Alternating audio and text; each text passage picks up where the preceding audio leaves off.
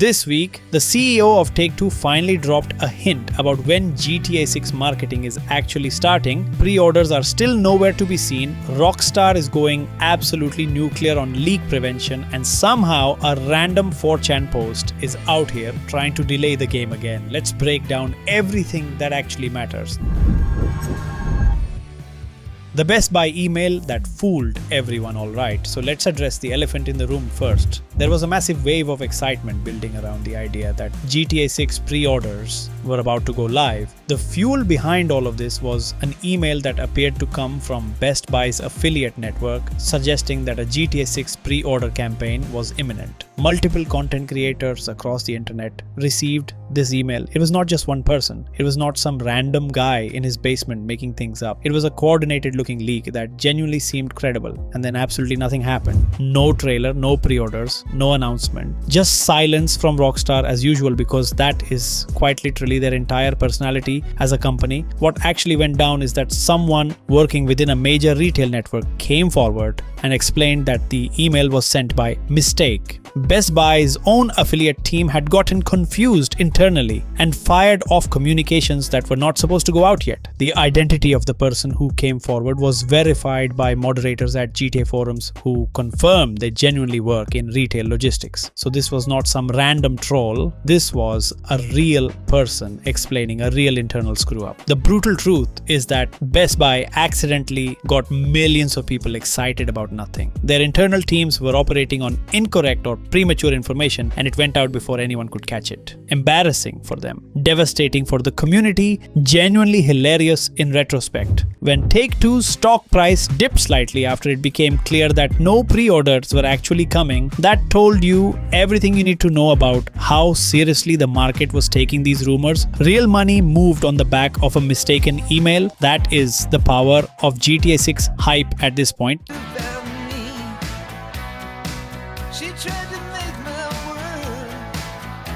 What the CEO actually said here is where things get genuinely useful. Strauss Zelnick, the CEO of Take-Two Interactive, has been doing interviews, and in one of them, the host actually did not know GTA 6's release date. Zelnick, without hesitation, confirmed that yes, November 19th is the date. He knows the date. The company knows the date. November 19th, I do know. Oh, okay. No, it's been announced. But this has been pushed back.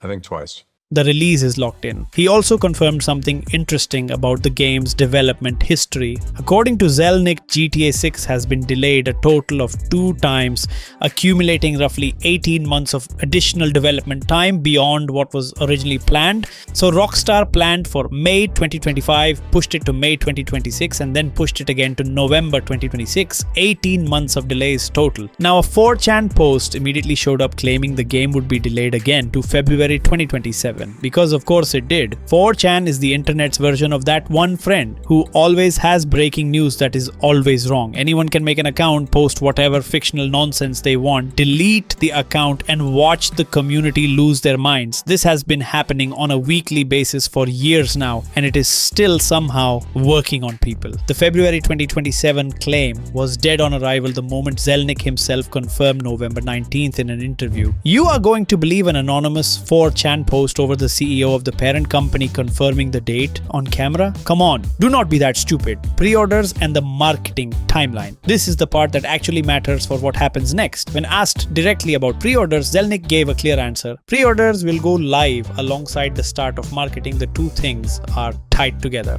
When the marketing campaign begins, the pre-order button appears. That is the relationship. So the obvious follow-up question is, when does marketing start? And his answer was summer. Specifically, he pushed back on the idea that summer had already arrived, saying that it was not summer yet and that people needed to wait a few more weeks. In American terms, summer essentially begins around June 21st and runs through July and August. That is the 3-month window the gaming industry also uses, which is why Summer Game Fest happens in June every year. So what does this mean practically? Late June through July is the realistic window for GTA 6 marketing to kick off, pre-orders to open, and potentially trailer 3 to drop. Zelnick also mentioned that this marketing campaign is going to be fundamentally different from what they did for GTA 5 back in 2013. Back then, the strategy was television advertising. Buy expensive TV slots, run ads, reach a broad audience.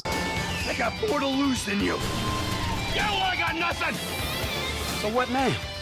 Let's hug it out.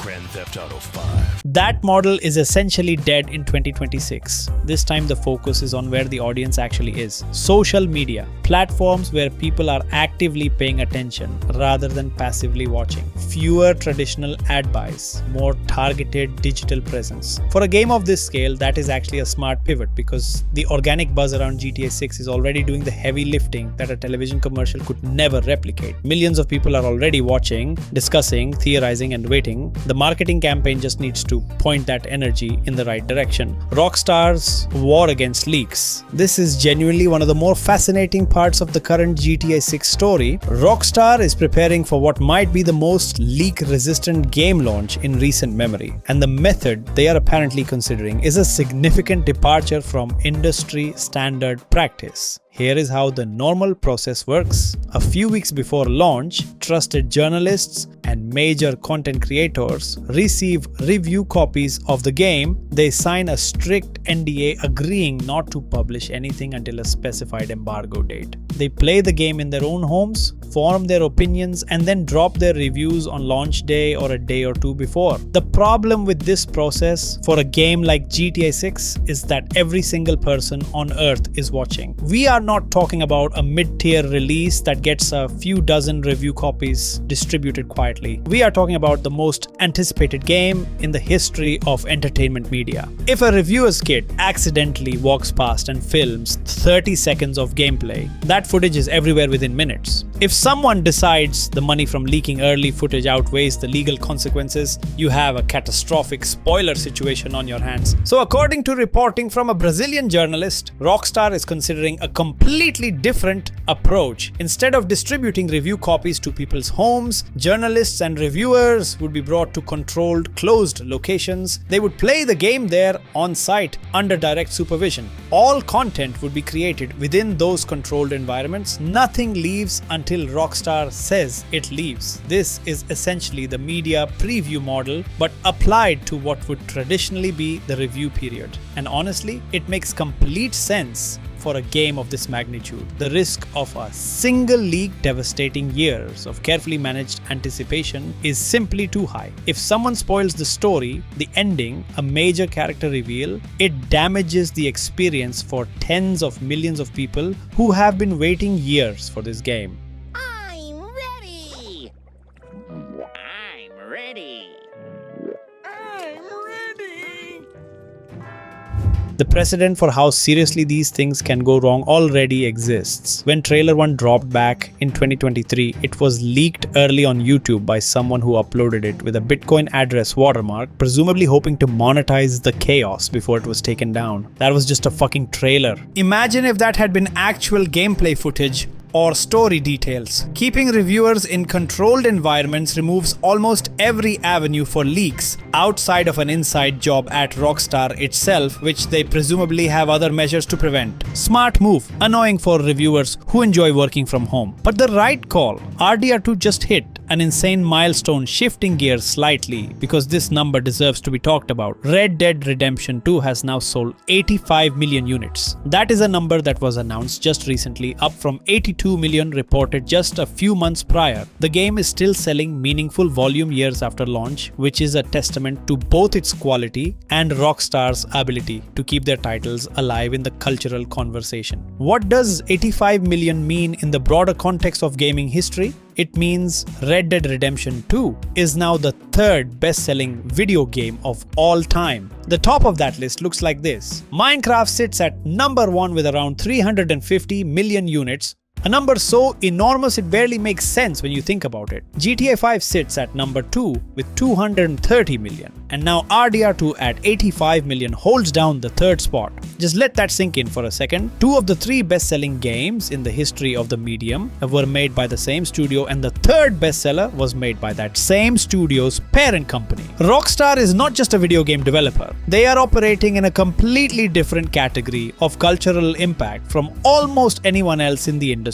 The Minecraft comparison is genuinely wild if you think about it. Minecraft alone outsells GTA 5 and RDR2 GTA 2, combined by about 35 million units. That is what happens when a game becomes a foundational childhood experience for an entire generation across every platform imaginable. And GTA 5 is still generating numbers that most live service games would kill for. 5 million people opened GTA 5 on PlayStation 5 in a single week. That was the second most played game on PS5 for that period, behind only Fortnite. A game that originally launched in 2013 is the second most played title on a current generation console in 2026. That is not normal. That is borderline unnatural behavior from a player base that simply refuses to move on until GTA 6 gives them a reason to, which, as we have established, is happening November 19th. The trailer 3, Situation 1, last piece of the puzzle worth addressing. The same person who correctly identified the Best Buy email as a mistake came back with another claim. Trailer 3 was supposedly dropping on a Tuesday in late May, the logic being that Trailer 2 also dropped on a Tuesday. Rockstar likes Tuesday announcements, and the date in question had some symbolic significance related to an original planned launch date. Look, the date logic is not completely stupid. There is some pattern recognition happening there that is at least based in real observations, but here is the problem. A person working in retail logistics knowing the internal release date of a marketing trailer is an enormous stretch.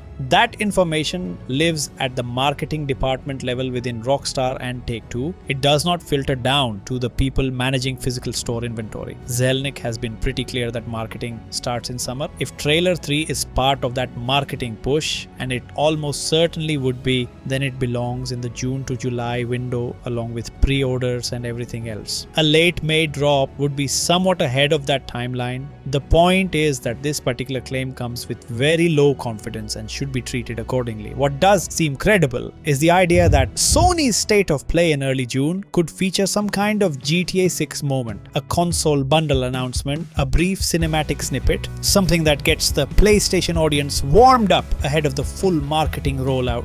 That timing makes organic sense given where we are in the calendar and how these marketing campaigns typically build momentum. The overall picture for the next few months is actually the clearest it has been in a long time. Marketing launches in summer, probably late June or July. Pre-orders open at the same time. Trailer 3 arrives within that same window, and on November 19th, the longest wait in gaming history finally ends. If you enjoy watching content like this, hit subscribe and stay locked in, because the next few months of GTA 6 news are going to move fast, and we will be covering every single development as it happens.